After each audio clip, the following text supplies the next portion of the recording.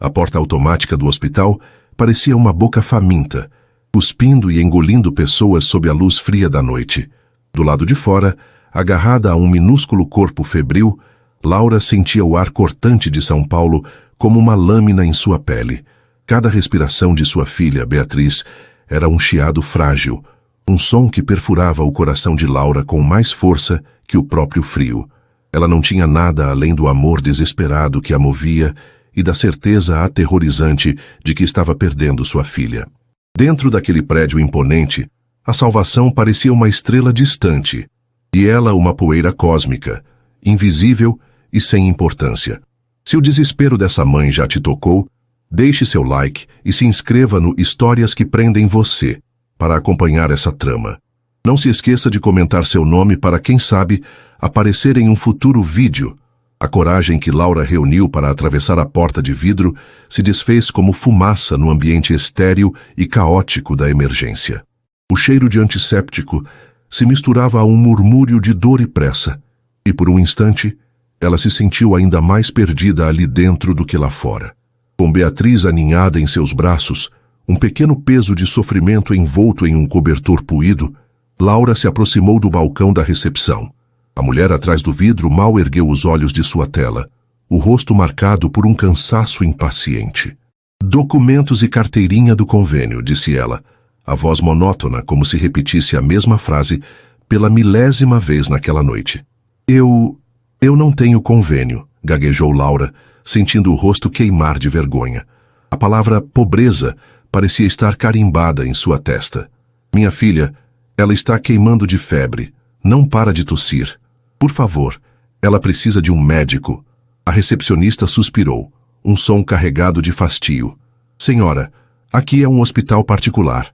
O atendimento sem convênio é feito mediante pagamento prévio. A consulta de emergência é..." Ela digitou algo no computador, os olhos fixos na tela. R$800. Exames e medicação são cobrados à parte. R$800. A quantia era tão absurda, tão fora de sua realidade, que Laura sentiu uma onda de tontura. Era mais do que ela ganhava em um mês inteiro fazendo faxinas esporádicas. O pouco dinheiro que tinha no bolso mal pagaria o ônibus de volta para o minúsculo cômodo onde moravam. "Eu não tenho esse dinheiro." Sua voz saiu num sussurro quebrado. "Não existe outra forma. Pelo amor de Deus, olhe para ela." A mulher finalmente olhou, mas seu olhar era clínico, desprovido de qualquer compaixão. "A senhora deve procurar o pronto-socorro público mais próximo. Sinto muito, mas não posso fazer nada." As palavras "não posso fazer nada" ecoaram na cabeça de Laura como uma sentença de morte. As lágrimas que ela segurava com tanto esforço agora escorriam livres, quentes e amargas. Ela se sentia humilhada, impotente. Cada pessoa que passava por ali, com seus sapatos caros e suas preocupações silenciosas, parecia pertencer a um universo diferente do seu. Ali, naquele templo da saúde para os ricos, a vida de sua filha tinha um preço, e ela não podia pagar. Derrotada, ela se virou, o corpo pesado como chumbo, pronta para voltar para o frio da noite e enfrentar o desconhecido.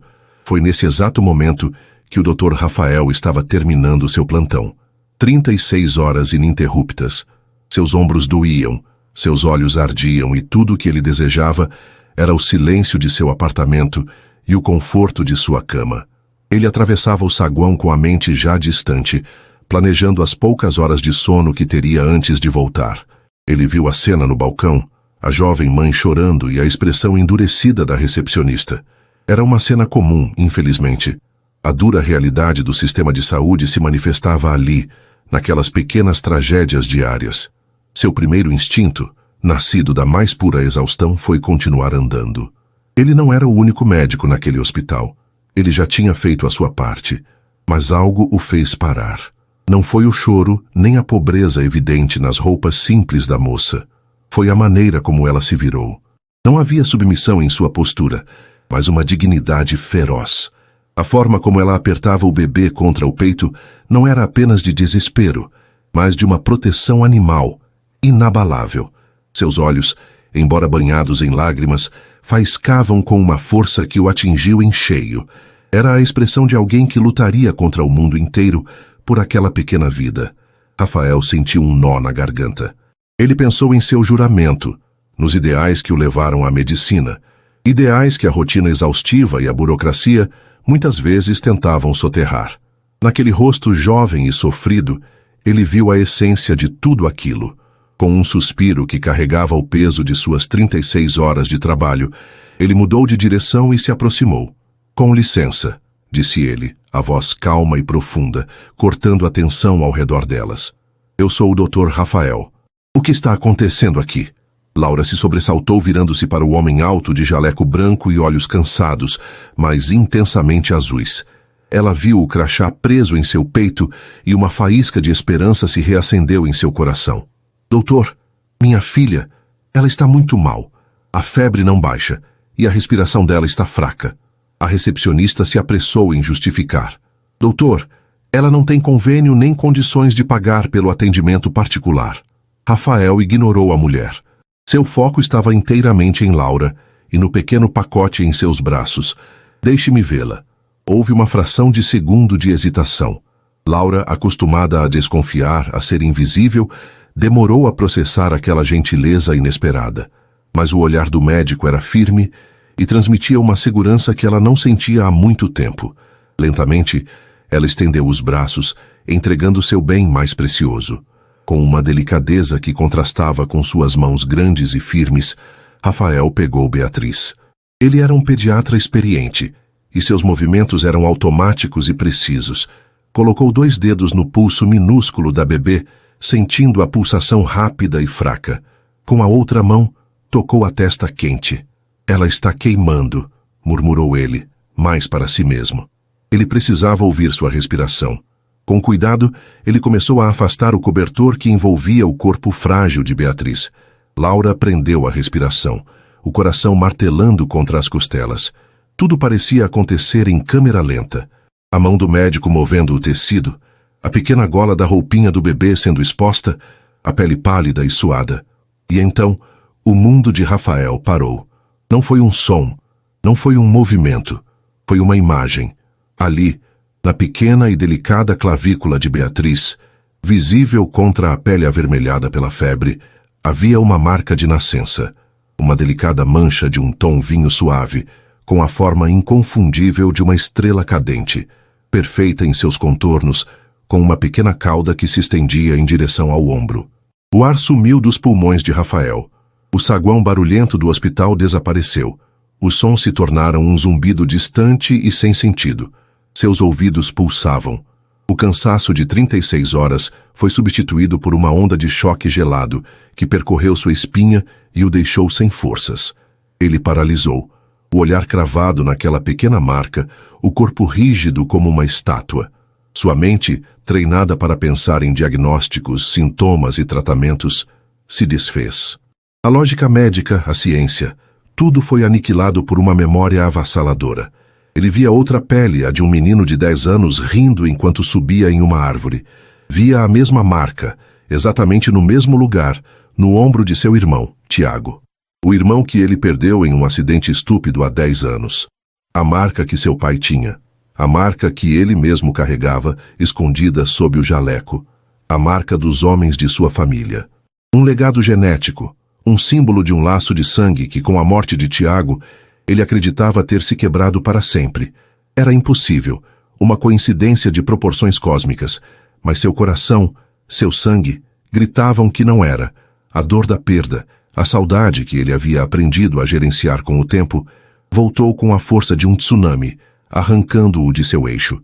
Ele cambaleou para trás, um passo instintivo, como se tivesse levado um soco no estômago. Laura, que observava tudo com uma angústia crescente, não entendeu a reação. O que ele viu? Era algo grave? Uma doença rara? O pânico começou a tomar conta dela. "Doutor, o que foi? O que a minha filha tem?" Mas Rafael não conseguia responder. Ele olhou da marca no bebê para o rosto de Laura, procurando por algo que fizesse sentido. Quem era aquela mulher? De onde ela tinha vindo? A pergunta que queimava em sua mente não era mais médica, mas visceral, aterrorizante e profunda. Quem é você? O transe de Rafael durou apenas um instante, mas nesse instante, universos colidiram. O passado e o presente se fundiram em um ponto de luz na clavícula de um bebê doente. Puxado de volta à realidade pelo tom de pânico na voz de Laura, ele piscou, e a máscara de médico treinado, de profissional competente, reassentou-se em seu rosto, ainda que de forma precária. A tempestade ainda rugia por dentro, mas por fora ele precisava ser a calmaria. É uma infecção respiratória séria, disse ele, a voz surpreendentemente firme, ignorando a pergunta implícita sobre sua reação estranha. Ela precisa de oxigênio e antibióticos imediatamente. Não temos tempo a perder. Sem esperar por uma resposta da recepcionista chocada ou de Laura, ele se virou e caminhou em passadas largas e decididas em direção à ala pediátrica, ainda com Beatriz em seus braços. Suas ações eram um rompante, uma quebra flagrante de todos os protocolos hospitalares. Ele não preencheu uma ficha, não passou pela triagem, não discutiu o pagamento.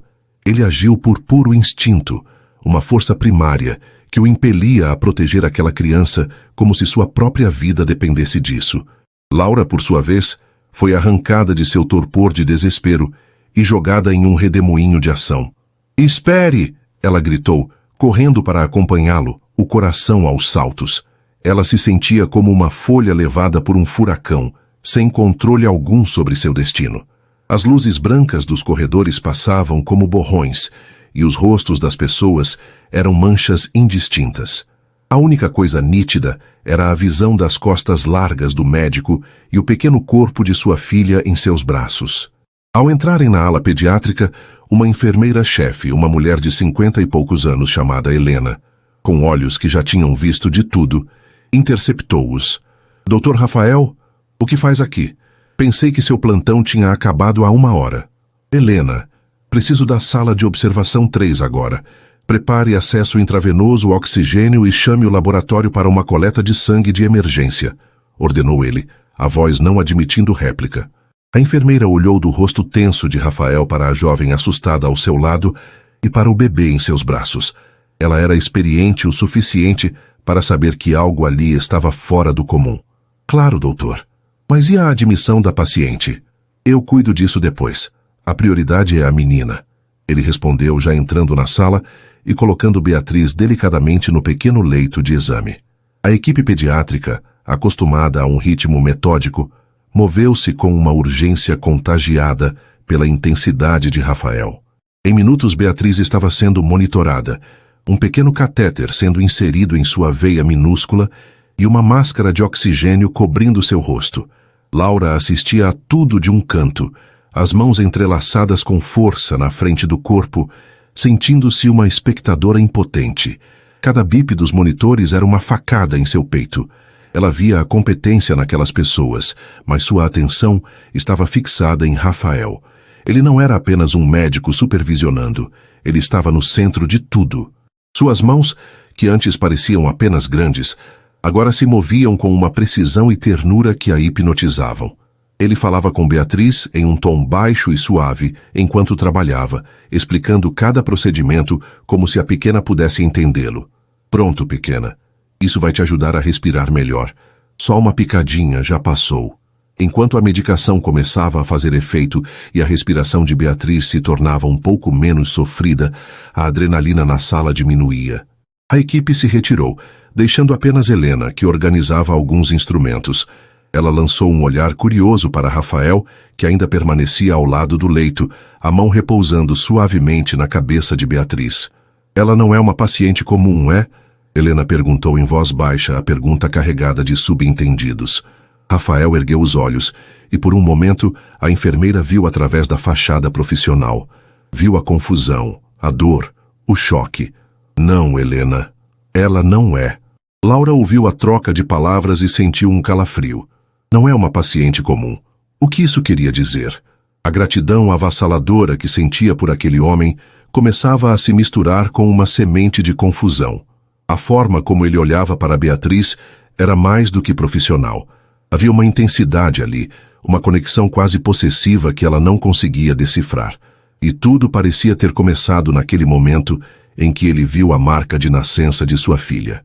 Horas se passaram. Beatriz foi transferida para um quarto particular, um luxo que Laura jamais poderia sonhar.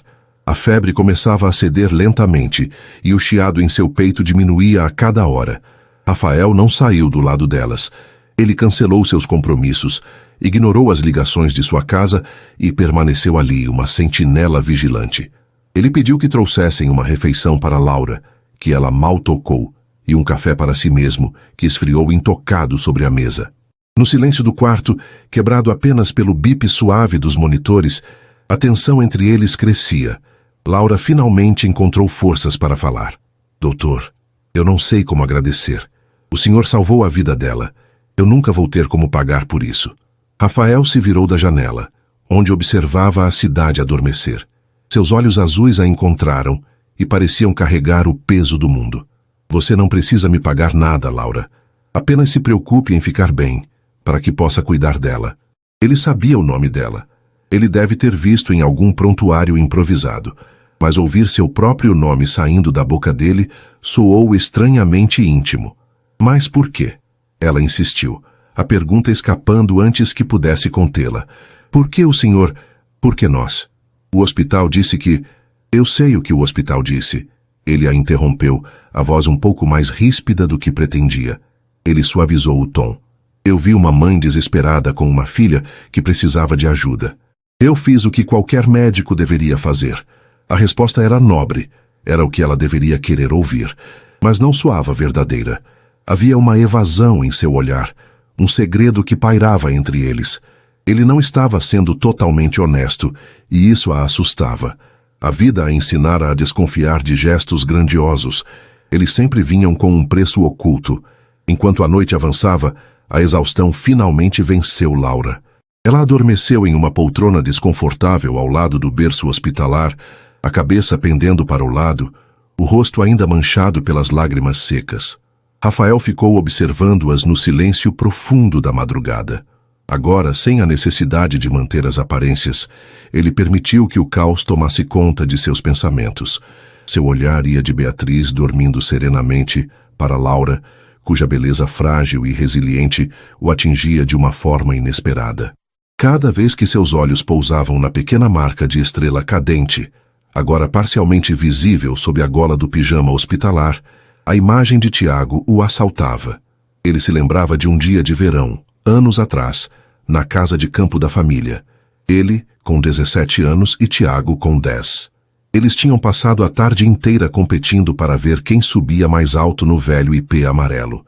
Tiago, destemido e ágil, o ultrapassou, rindo do topo da árvore. O sol batia em seu ombro, iluminando a mesma marca. Você nunca vai me alcançar, Rafa, ele gritara, a voz cheia de uma alegria infantil e contagiante. Aquela lembrança antes doce, agora era uma faca em seu peito. A marca era um elo, um pedaço vivo de seu irmão que reaparecia de forma inexplicável no corpo de uma estranha. Mas então, seu olhar se desviava para Laura. Ele observava as linhas de preocupação em sua testa, mesmo enquanto dormia. Notava as mãos pequenas e ásperas, certamente de muito trabalho.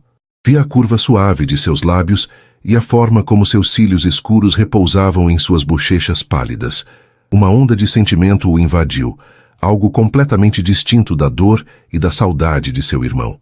Era uma ternura protetora, uma admiração profunda por sua força, e ele admitiu para si mesmo com um choque, um desejo. Ele se sentia atraído por ela, e esse sentimento o aterrorizava. Ele estava se apaixonando pela mãe da criança que carregava o símbolo sagrado de sua família, ou a atração que sentia era apenas uma manifestação confusa de seu luto, uma forma de se conectar com o mistério que ela representava. Os limites eram turvos, perigosos. Sua ética profissional gritava que ele estava cruzando todas as linhas. Ele era o médico dela. Mas seu coração, há tanto tempo adormecido pela rotina e pela solidão, começava a despertar de uma forma que ele não sabia como controlar. Ele se sentia um impostor. Sua generosidade e seu cuidado não eram puros. Estavam manchados por um egoísmo avassalador, pela necessidade de entender aquele quebra-cabeça e, perigosamente, pelo desejo crescente por aquela mulher. Ele olhou para Laura novamente, uma onda de culpa e anseio batalhando dentro de si. Ele a salvara, sim, mas agora sentia que era ele quem estava se afogando. As 48 horas seguintes foram um borrão de alívio e ansiedade. Sob os cuidados intensivos de Rafael e sua equipe, Beatriz melhorou a uma velocidade que parecia milagrosa. A febre cedeu por completo, a tosse se acalmou e, pela primeira vez desde que chegara, seus pequenos olhos castanhos, iguais aos da mãe, observavam o mundo com curiosidade em vez de dor. O auge da recuperação veio em uma manhã ensolarada, quando Laura, ao se aproximar do berço, foi recebida não com um gemido fraco, mas com um balbucio e o esboço de um sorriso, as gengivas à mostra. Naquele momento, toda a atenção no corpo de Laura se desfez, e ela desabou em um choro silencioso, um choro de pura gratidão. Rafael, que entrava no quarto para a avaliação matinal, parou à porta, observando a cena. Ele viu a forma como a luz do sol banhava mãe e filha, criando uma aura quase sagrada ao redor delas. A força daquela mulher, que ele admirara desde o primeiro instante, agora se revelava em sua mais pura vulnerabilidade. O alívio dela era palpável, e o amor que irradiava por aquela criança era a força mais poderosa que ele já havia testemunhado. Ele se aproximou, e o carinho que sentia por ela era tão intenso que doía. Ele está completamente fora de perigo, Laura, disse ele, a voz embargada. Sua filha é uma lutadora. Laura ergueu os olhos para ele, o rosto molhado de lágrimas, mas o sorriso mais genuíno que ele já vira. Nós devemos tudo ao Senhor, doutor. A palavra Senhor criou uma distância que ele não sentia mais. Naquele quarto ele não era o doutor. Era apenas Rafael, um homem cujo mundo fora virado de cabeça para baixo. A melhora de Beatriz, ao invés de acalmá-lo, apenas aguçava sua necessidade de respostas. A crise médica havia passado. Agora, a crise pessoal exigia sua atenção. Ele não podia mais viver com aquele fantasma entre eles. Ele precisava da verdade, não importasse o quão dolorosa ela fosse. Laura, eu preciso me ausentar por algumas horas, disse ele, a decisão se solidificando em sua mente. Mas não se preocupe, a enfermeira Helena ficará responsável por vocês, e qualquer coisa mesmo, ela me acionará. Vocês não estão sozinhas. Ele saiu antes que ela pudesse questioná-lo, deixando-a com um misto de segurança pelo cuidado e uma crescente inquietação pelo mistério que o cercava. Rafael não foi para seu apartamento para descansar. Ele dirigiu seu carro pelas ruas de São Paulo em direção ao único lugar onde a verdade poderia estar enterrada. A casa de sua mãe. A mansão no Morumbi erguia-se imponente, cercada por muros altos e um jardim meticulosamente cuidado. Era uma casa que exalava opulência e tradição, mas para Rafael, desde a morte de Tiago, suas paredes pareciam frias, guardiãs de uma tristeza silenciosa. Ele estacionou o carro e respirou fundo. Estava prestes a confrontar a rocha sobre a qual sua família fora construída. Sua mãe, Eleonora. Ela o recebeu na sala de estar, um ambiente decorado com móveis clássicos e retratos de família que mostravam sorrisos perfeitos de um passado que ele agora questionava. Eleonora era uma mulher elegante, de postura impecável e cabelos grisalhos arrumados em um coque perfeito. Seus olhos, da mesma cor azul dos de Rafael, analisaram o filho com uma mistura de surpresa e preocupação. Rafael, querido, que visita inesperada. Você parece exausto. Aconteceu alguma coisa? Aconteceu, mãe. É por isso que estou aqui, disse ele, dispensando as gentilezas. Ele não se sentou. Permaneceu de pé, como um promotor prestes a iniciar um interrogatório. A tensão na sala era quase palpável. Estou ouvindo, disse ela, a voz calma, mas as mãos se apertando discretamente no braço da poltrona. Rafael foi direto ao ponto. Eu atendi uma criança no hospital há 2 dias. Uma menina. Ela chegou em estado grave.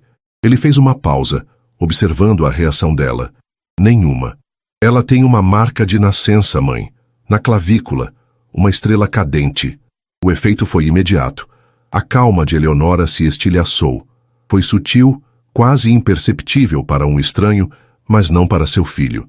Uma rigidez em sua mandíbula, um brilho de pânico em seus olhos, antes que ela o escondesse sob uma camada de indiferença.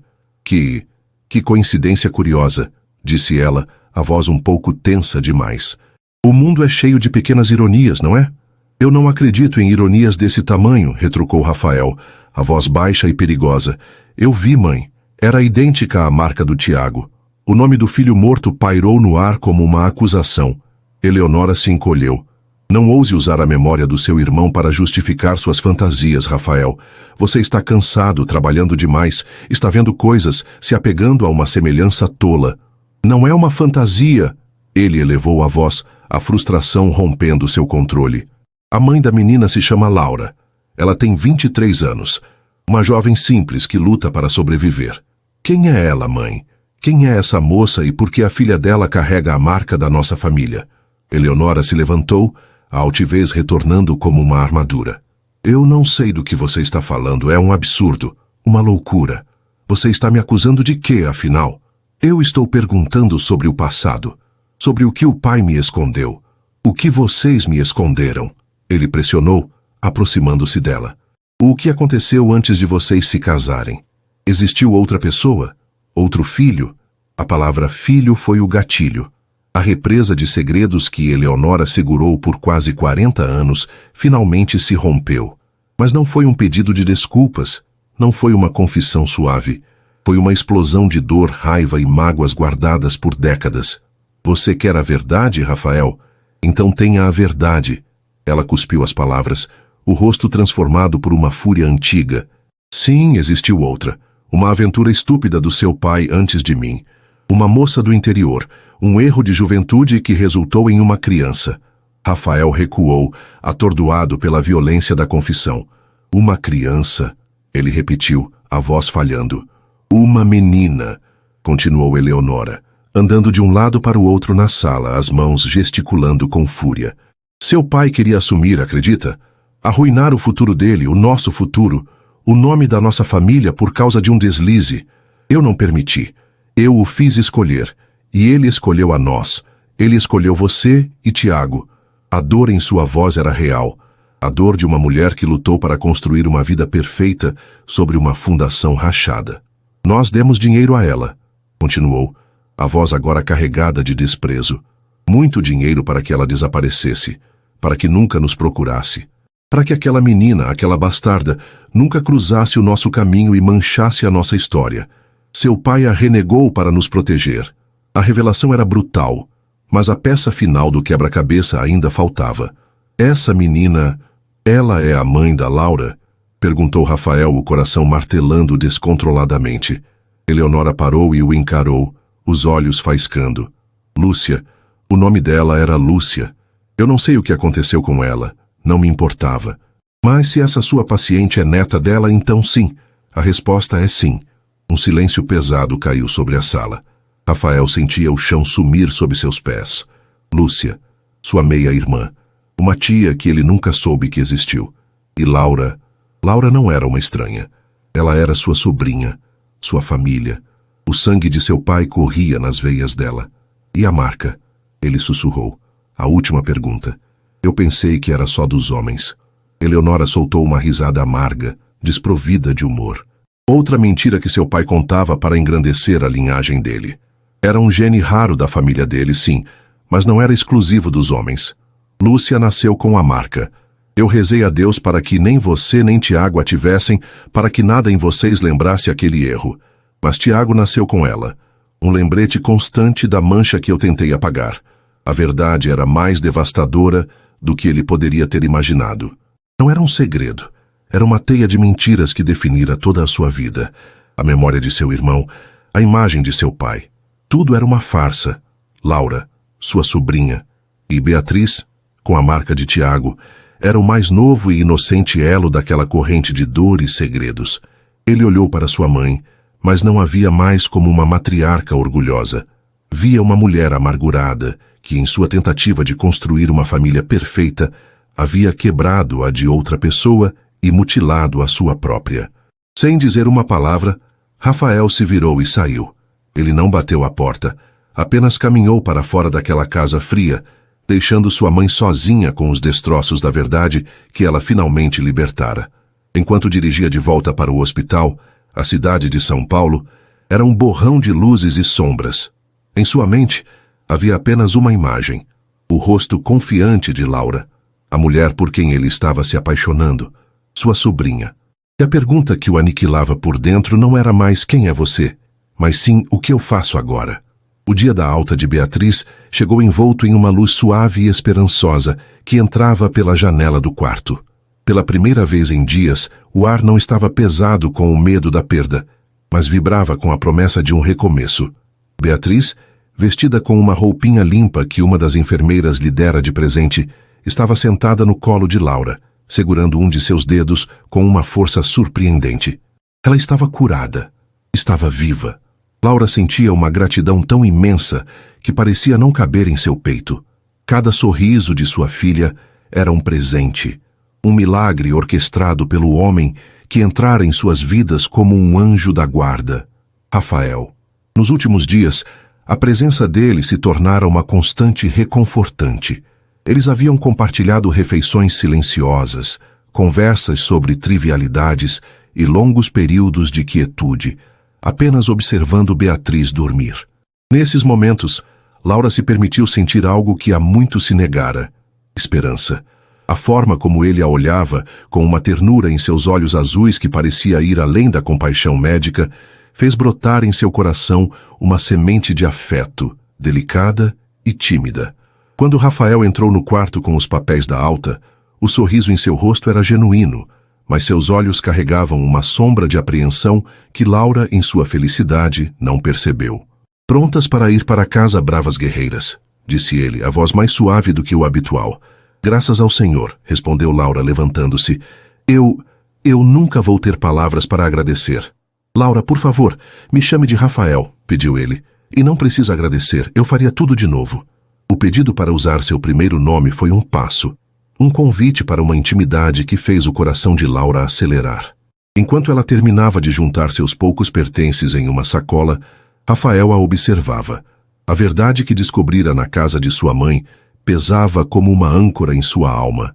Ele passara as últimas horas ensaiando aquele discurso em sua mente, buscando as palavras certas para construir uma ponte sobre o abismo de segredos que os separava. Ele estava prestes a lhe dar uma família, uma história, uma segurança que ela nunca tivera. Estava apavorado, mas também cheio de uma esperança ingênua. "Deixe que eu leve vocês", ofereceu ele. "Não é seguro pegar um ônibus com a Beatriz ainda tão pequena." Laura hesitou por um instante, sentindo-se um fardo, mas o olhar dele era tão insistente e gentil que ela não teve forças para recusar. "Tudo bem. Obrigada, Rafael." O trajeto no carro luxuoso e silencioso de Rafael era um contraste gritante com a vida de Laura. Beatriz dormia tranquilamente na cadeirinha de bebê que ele insistira em comprar. O silêncio entre eles não era mais confortável, mas carregado de uma tensão crescente. Rafael não seguiu o caminho para o bairro humilde de Laura. Em vez disso, ele dirigiu até um mirante tranquilo, um pequeno parque com vista para a cidade que se estendia abaixo deles. Ele desligou o motor e o mundo pareceu ficar em suspenso. "Por que paramos aqui?" perguntou Laura, a confusão começando a se infiltrar em sua gratidão. Rafael se virou para ela, o rosto sério, a angústia evidente em seus olhos. "Laura, eu preciso te contar uma coisa. Não te trouxe aqui apenas para apreciar a vista. O que eu tenho a dizer vai mudar tudo." O estômago de Laura se contraiu. Ela sentiu um calafrio de pressentimento. "Quando eu vi a Beatriz pela primeira vez", começou ele, a voz tensa, "eu não reagi daquela forma apenas pela gravidade do estado dela. Foi por causa da marca de nascença dela." Ele fez uma pausa, reunindo coragem. "Aquela marca, meu irmão mais novo, que faleceu há 10 anos, tinha uma idêntica, no mesmo lugar. Era uma marca de família que eu achava que pertencia apenas aos homens da minha linhagem." Laura ouvia, o coração começando a bater mais rápido, sem entender aonde aquela história a levaria. "Eu confrontei minha mãe", continuou Rafael, a voz embargada pela memória da briga, "e ela me contou a verdade.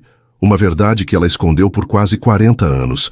Meu pai, antes de se casar com a minha mãe, ele teve uma filha." Os olhos de Laura se arregalaram. A história parecia um enredo de novela, distante e surreal. "O nome dela era Lúcia", disse Rafael, e a cada palavra ele sentia que estava se aproximando de um precipício. "Minha família a renegou. Pagaram para que ela sumisse para proteger o nome e a reputação. Eles a arrancaram de nossas vidas antes mesmo que eu e meu irmão soubéssemos que ela existia. E essa menina, Laura, essa filha esquecida do meu pai, era a sua mãe. O silêncio que se seguiu foi absoluto, tão profundo que Laura podia ouvir o zumbido do próprio sangue em seus ouvidos. As palavras de Rafael pairavam no ar, se recusando a fazer sentido. Sua mãe, a filha de um homem rico? Renegada? A história de sua mãe sempre fora nebulosa, uma narrativa de dificuldades e de um pai ausente que ela nunca conhecera. Rafael observava o rosto dela, esperando o choque, as lágrimas, talvez até a raiva. Ele estava preparado para tudo, exceto para o que veio a seguir. Laura não chorou, ela não gritou. Seu rosto, antes cheio de calor e gratidão, tornou-se uma máscara de gelo. Uma devastação fria e terrível tomou conta de seus olhos, apagando todo o brilho. Ela olhou através do para-brisa para a cidade distante. E em sua mente, cada momento, cada gesto de gentileza de Rafael nas últimas 72 horas foi rebobinado e reinterpretado sob uma nova luz, cruel e humilhante. O atendimento preferencial na emergência, o quarto particular, as refeições, a dedicação obsessiva, a ternura em seu olhar, nada daquilo fora para ela. Então era isso, ela sussurrou, a voz tão desprovida de emoção que arrepiou Rafael. Laura, eu sei que é um choque, começou ele, estendendo a mão para tocá-la, mas ela se encolheu. Não, disse ela, virando-se para ele, e a dor em seu olhar era tão profunda, tão cortante, que o feriu fisicamente. Não é um choque, é uma explicação. Agora tudo faz sentido. O que você quer dizer? Ele perguntou, o coração afundando. Isso é bom. Nós somos família. A palavra família pareceu quebrar algo dentro dela. Um riso fraco e amargo escapou de seus lábios. Família? Não. Você olhou para a minha filha naquela noite e não viu um bebê doente precisando de ajuda. Você viu um brasão, um símbolo da sua linhagem. Você não se preocupou conosco. Você se preocupou com um segredo. Isso não é verdade. Eu me importo com você, ele protestou, a voz desesperada. Ela o encarou e suas próximas palavras o aniquilaram. Você não se apaixonou por mim, disse ela, a voz quebrando pela primeira vez, não de tristeza, mas de uma desilusão avassaladora. Você apenas reconheceu sua linhagem. Para Laura, tudo se tornara uma mentira cruel. Ela se sentira especial, vista. Pela primeira vez em sua vida, acreditara que alguém a enxergava por quem ela era. E agora, descobria que não passava de um fantasma do passado de uma família rica, um problema a ser gerenciado. A semente de amor que ela sentira por ele murchou e morreu instantaneamente, envenenada por aquela verdade. Toda essa gentileza, todo esse cuidado, não era por mim, continuou ela, as lágrimas finalmente escorrendo frias e silenciosas. Era uma obrigação de sangue que você nem sabia que tinha. Eu não fui uma mulher que te encantou, Rafael. Eu fui um mistério que você precisava resolver, um capítulo perdido da história da sua família, e você encontrou por acaso. Laura, por favor, me escute, ele implorou, o coração em pedaços. Ele tinha vindo para juntá-los, e em vez disso, criara um abismo intransponível. Me leve para casa, pediu ela, a voz agora firme e distante. Para a minha casa. Não quero nada de você, nem da sua família. Vocês nos abandonaram uma vez. Continuem assim. O caminho de volta foi feito em um silêncio torturante. Quando o carro parou em frente ao prédio simples e mal cuidado onde ela morava, Laura saiu rapidamente, sem olhar para trás. Ela pegou Beatriz da cadeirinha com uma eficiência fria. Obrigada por salvar a vida da minha filha, doutor, disse ela. A palavra doutor usada como uma arma para reerguer o muro entre eles. O resto foi um engano. Rafael ficou paralisado no carro, observando-a entrar no prédio e desaparecer. Ele viera com a verdade para libertá-los, mas a verdade apenas provou a Laura que ela era, e sempre seria, invisível. Ele não perdeu apenas a mulher por quem estava se apaixonando. Ele a destruiu com a herança que pensou que a salvaria. Os dias que se seguiram à revelação foram um inferno particular para Rafael. O silêncio de Laura era um abismo, e cada tentativa dele de atravessá-lo era em vão. As ligações caíam na caixa postal. As mensagens ficavam sem resposta, marcadas por aquela pequena e torturante notificação de que haviam sido lidas. Uma vez, movido por um desespero que beirava a loucura, ele dirigiu até o bairro dela, parando o carro a uma distância segura, como um criminoso voltando à cena do crime. Ele viu a luz fraca acesa na janela do pequeno apartamento e imaginou-a lá dentro com Beatriz, construindo uma fortaleza contra ele, contra o mundo que ele representava. Ele se sentiu sujo, um intruso em sua própria história. Ele passava as noites em claro, repassando a cena em seu carro, dissecando cada palavra. Ele finalmente entendeu, com uma clareza que o aniquilava, a profundidade de seu erro. Ele chegara até ela com a arrogância inconsciente de sua linhagem, oferecendo-lhe um passado, um nome, uma família, como se esses fossem prêmios a serem concedidos. Não lhe ocorrera que, para uma mulher que construíra sua identidade a partir do nada, com as próprias mãos e o próprio suor, aquele presente era uma anulação. Ele não a tinha visto como Laura, a mulher forte e resiliente. Ele a tinha rotulado como Laura, a sobrinha perdida, um item a ser catalogado no inventário de sua família. A frase dela ecoava em sua mente como uma sentença. Você apenas reconheceu sua linhagem. A culpa o consumia. A culpa por um pecado que não fora ele a cometer, mas cujo legado tóxico ele perpetuara com sua ingenuidade.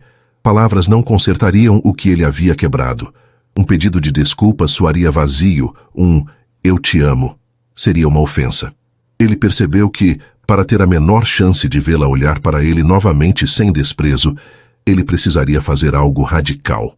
Ele precisava desaparecer da vida dela para, paradoxalmente, ajudá-la a se tornar tão forte, tão inabalável e tão completa por si mesma que sua presença ou ausência se tornasse irrelevante para a felicidade dela. Só então, talvez, ela pudesse escolhê-lo, não por necessidade ou gratidão, mas como um igual. O amor não podia ser uma salvação, tinha que ser um encontro de duas almas inteiras. Mas como empoderar alguém que não queria vê-lo? Como ajudar sem humilhar, sem reforçar a imagem de patrão rico que ela agora tinha dele? A resposta veio de uma necessidade de entender, de conhecer a vida que fora negada à sua tia Lúcia e, por consequência, à sua sobrinha Laura. Com o coração pesado, ele recorreu a seus recursos, contratando um investigador particular.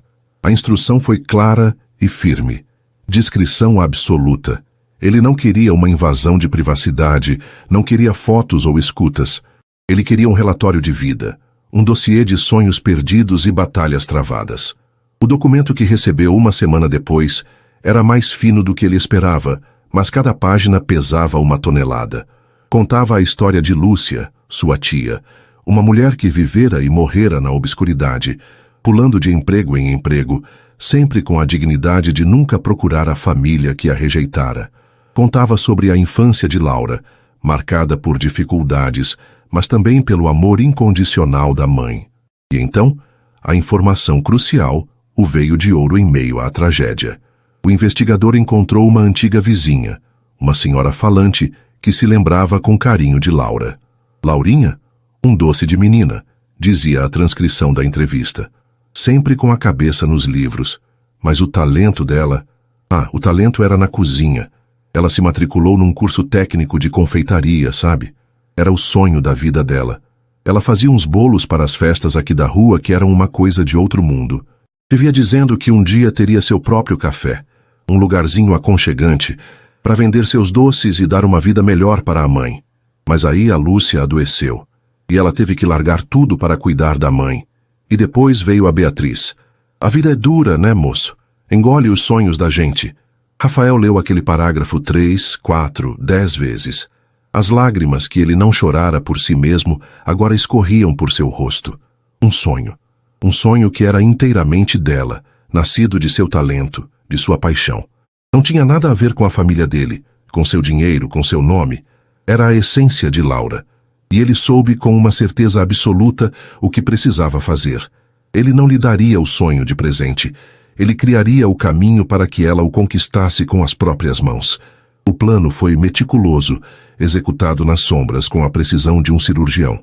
Rafael usou uma de suas empresas de investimento para criar uma fundação de fachada, um instituto para o fomento de novos empreendedores.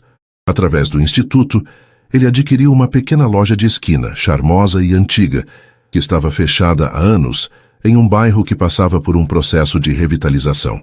Era um lugar com potencial, com um aluguel que, em condições normais, seria impagável para Laura. O passo seguinte foi criar a Isca. A fundação lançou um concurso de empreendedorismo social, divulgado apenas em locais estratégicos, postos de saúde, supermercados e centros comunitários nos bairros da periferia. O prêmio, 1 ano de aluguel isento e capital inicial para montar um pequeno negócio no ramo de alimentação na loja recém-adquirida. O flyer era simples, profissional, e prometia uma seleção baseada puramente em talento e na qualidade de um plano de negócios. Enquanto isso, a vida de Laura havia se tornado uma rotina de sobrevivência ainda mais dura. A experiência no hospital a deixara com uma aversão profunda a qualquer forma de caridade ou dependência. Ela recusara a ajuda de assistentes sociais e se jogara no trabalho com uma determinação feroz, fazendo faxinas de dia e aceitando trabalhos de costura à noite, muitas vezes com Beatriz dormindo em um cesto ao seu lado. Ela estava exausta, mas cada centavo que ganhava era seu, era real. Um dia, esperando na fila do mercado, os olhos cansados pousaram no mural de anúncios. O flyer colorido do concurso se destacou em meio aos panfletos de Compro Ouro e Leio Cartas. Seu primeiro impulso foi rir, uma esmola disfarçada de oportunidade. O mundo não funcionava assim. A vida já a ensinara que coisas boas demais para ser verdade eram invariavelmente mentiras. Ela estava prestes a virar as costas quando as palavras talento em confeitaria e plano de negócios saltaram aos seus olhos. O sonho morto, enterrado sob camadas de fraldas, contas e desilusões, se mexeu dentro dela. Uma pequena, teimosa e dolorosa faísca de esperança. Por 3 dias, o flyer ficou em cima de sua mesa, provocando-a. Na última noite antes do prazo de inscrição, com Beatriz dormindo em seu colo, ela pegou um caderno antigo e começou a escrever. Ela desenhou o layout do balcão, listou os doces que faria, o bolo de fubá cremoso de sua mãe, o quindim perfeito que aprendera com a vizinha, o brigadeiro que era sua especialidade. Ela despejou no papel não apenas um plano de negócios, mas a alma que a vida tentava esmagar. Ela enviou tudo sem nenhuma expectativa real, apenas para calar a voz do "e se?". Uma semana depois ela recebeu um telefonema. Havia sido pré-selecionada. Precisaria apresentar uma amostra de seus produtos para um comitê. Laura sentiu um misto de pânico e euforia. Usou o pouco dinheiro que tinha guardado para comprar os melhores ingredientes. Por 2 noites, mal dormiu, assando, medindo, decorando. No dia da apresentação, diante de 3 pessoas de aparência séria, 2 sócios de Rafael e uma advogada, todos instruídos a manterem o profissionalismo absoluto, ela arrumou seus doces em uma mesa. Não disse uma palavra sobre sua vida, sobre suas dificuldades. Apenas deixou que seu trabalho falasse por si. Ela venceu. Quando recebeu a notícia, suas pernas cederam, e ela chorou pela primeira vez em meses. Não de dor ou raiva, mas de uma alegria tão pura e avassaladora que a deixou sem ar. Ela tinha conseguido, sozinha. Seu talento fora reconhecido, sua força fora recompensada. Os 3 meses seguintes foram um turbilhão de trabalho. Com o capital inicial do prêmio, ela reformou a pequena loja, pintou as paredes de um tom quente de amarelo, comprou móveis de segunda mão e os restaurou ela mesma à noite. Cada detalhe tinha sua marca, seu suor. Ela batizou o lugar de Aconchego de Lúcia, uma homenagem à mãe que sempre a incentivou. De seu escritório, ou de seu carro estacionado do outro lado da rua nas madrugadas, Rafael assistia a tudo, o coração transbordando de um sentimento que ele nunca conhecera. Não era o orgulho do benfeitor, era a admiração profunda de um homem por uma mulher extraordinária. Ele a via lixar uma cadeira, pintar uma parede, testar uma receita, e a amava mais a cada momento.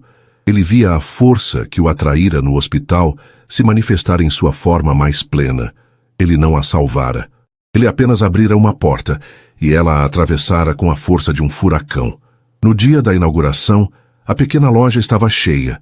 Vizinhos, amigos que fizera durante a reforma, pessoas atraídas pelo cheiro delicioso que vinha da porta. Laura estava atrás do balcão, o rosto cansado, mas os olhos brilhando com uma luz própria. Ela servia, sorria, recebia elogios.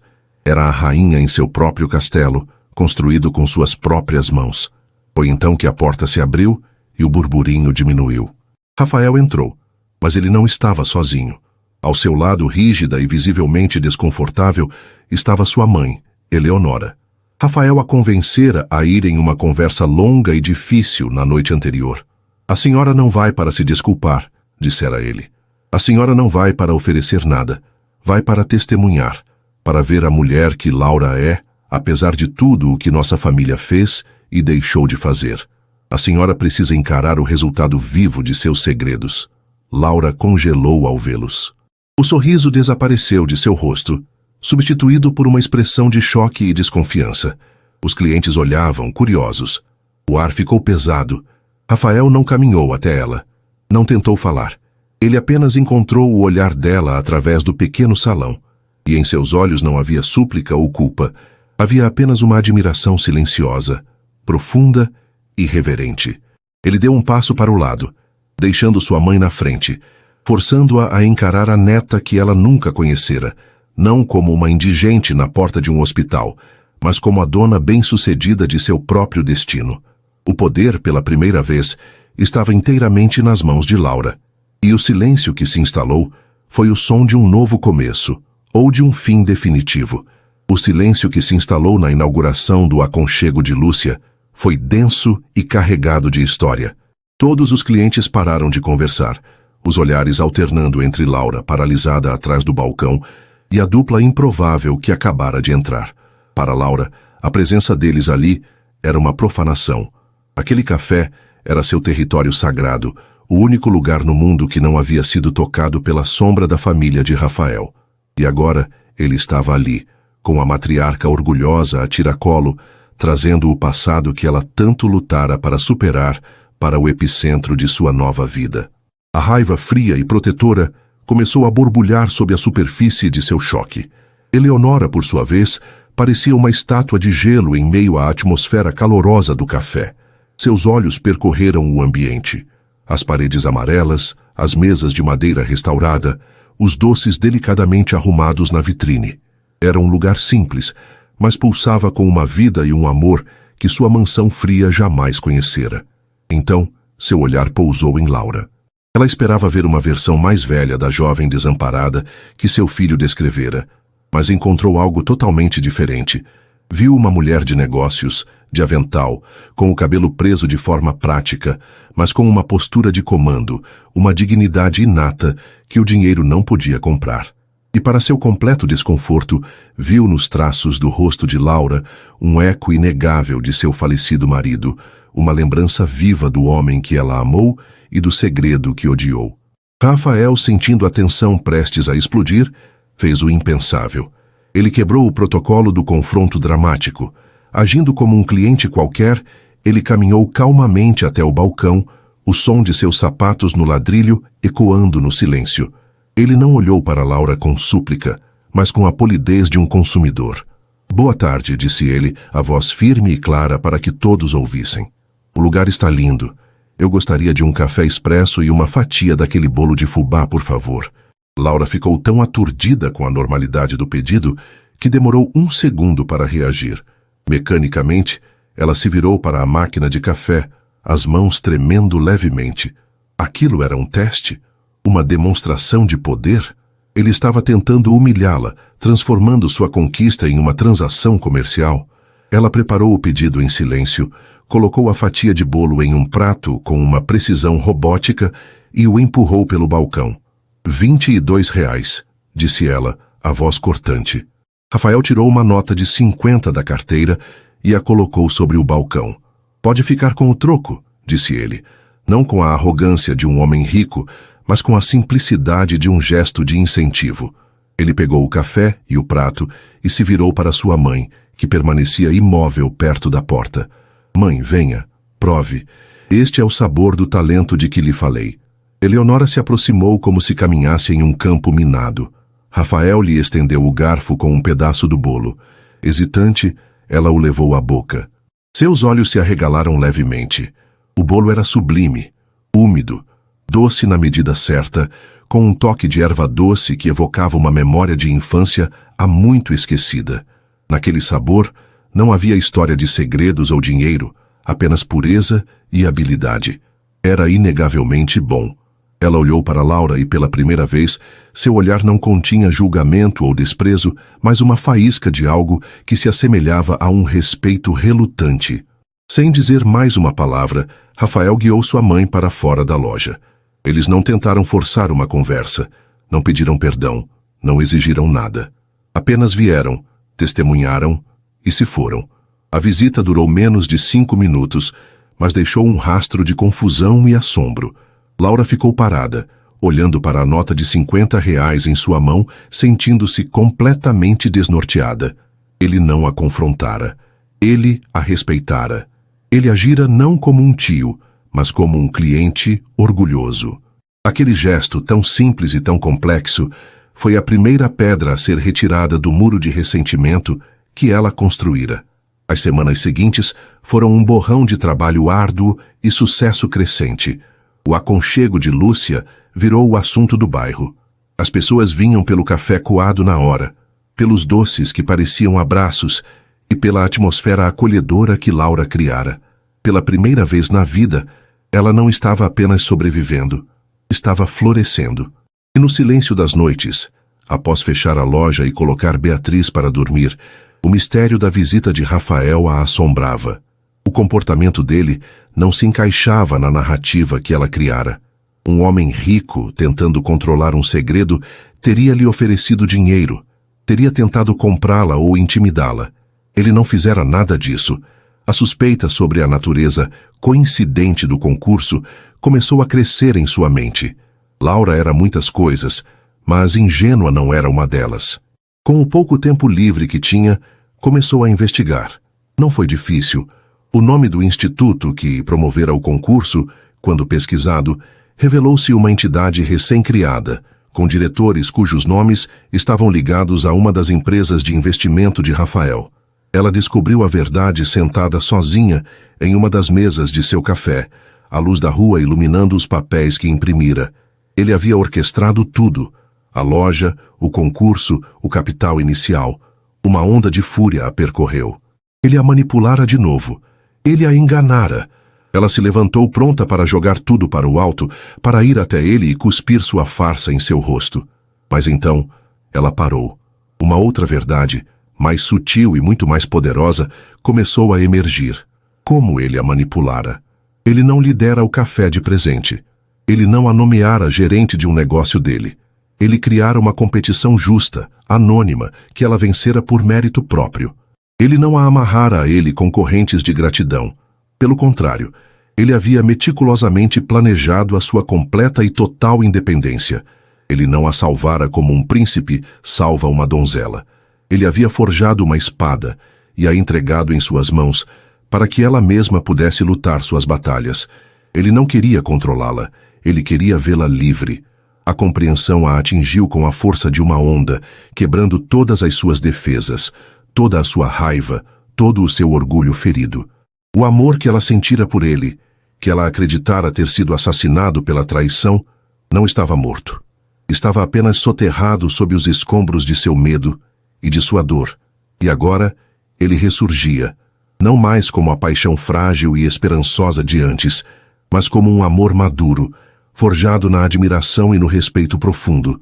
Ele a amava o suficiente para ficar longe, para aplaudi-la das sombras. No dia seguinte, com o coração batendo forte, ela pegou o telefone e encontrou o número dele. Enviou uma mensagem simples, de apenas 4 palavras. O bolo estava bom. A resposta dele foi quase instantânea. Eu sei. Eu sempre soube. Aquilo abriu a porta. Eles começaram a conversar, primeiro por mensagens, depois por telefonemas. As conversas eram cautelosas, cheias de espaços não ditos. Até que um dia, Eleonora apareceu no café, sozinha. A matriarca parecia menor, mais frágil, sem a armadura de sua mansão.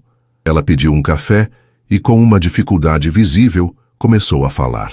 Não foi um pedido de desculpas eloquente, mas um relato confuso sobre seu medo, seu orgulho, sobre o amor complicado que sentia pelo marido. E então, ela pediu para ver uma foto de Lúcia. Laura, vendo a vulnerabilidade genuína naquela mulher, mostrou-lhe uma foto 3x4 desbotada que guardava em sua carteira. Eleonora olhou para o rosto de sua enteada por um longo tempo, as lágrimas escorrendo silenciosamente por seu rosto.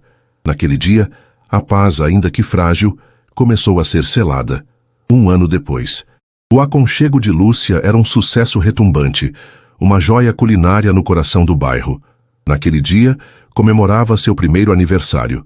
O local estava cheio de clientes fiéis e amigos.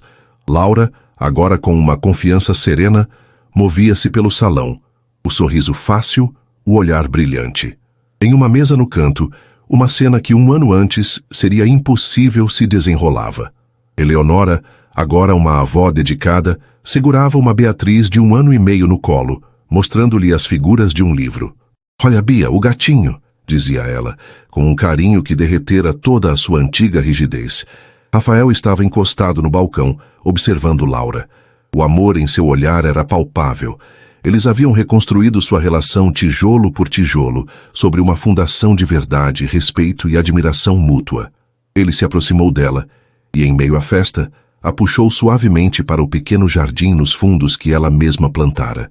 As luzinhas que ela pendurara nos galhos das árvores criavam uma atmosfera mágica.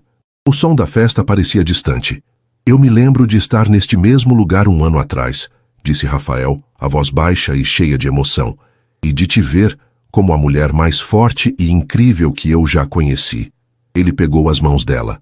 "Laura, há 2 anos, neste mesmo mês, eu cometi o maior erro da minha vida. Eu te ofereci um passado, um nome, uma família, e com isso, quase te perdi para sempre. Hoje, eu não quero te oferecer nada além de um futuro." Os olhos de Laura se encheram de lágrimas. "Eu não quero te salvar ou te proteger, porque você já provou que não precisa de nada disso", continuou ele. "Eu quero ser seu parceiro, seu igual. Quero caminhar ao seu lado, enquanto você conquista o mundo, fatia de bolo por fatia de bolo. Eu quero a honra de ser o homem que te vê florescer todos os dias. Casa comigo?" O sim dela foi um sussurro, mas continha a força de todas as batalhas que vencera. Ele a beijou. Um beijo que não era de posse ou paixão desesperada, mas de parceria, de um amor profundo e tranquilo.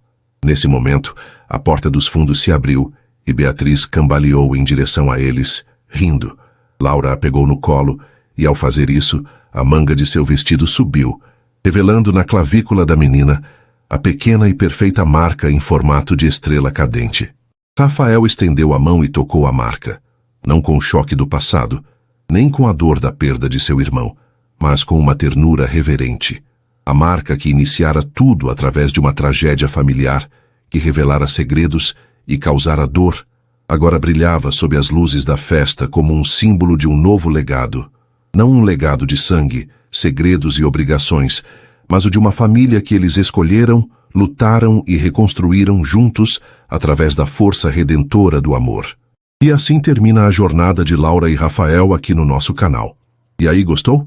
Se essa trama de segredos, recomeços e a força de uma mulher te prendeu, e você não quer perder nenhuma das próximas narrativas emocionantes, então não se esqueça. Inscreva-se agora no Histórias que Prendem Você e ative o sininho para receber todas as notificações. Seu like também ajuda muito o canal a crescer, mostrando que histórias de superação como a de Laura merecem ser contadas. Muito obrigado pela companhia e te espero na próxima história.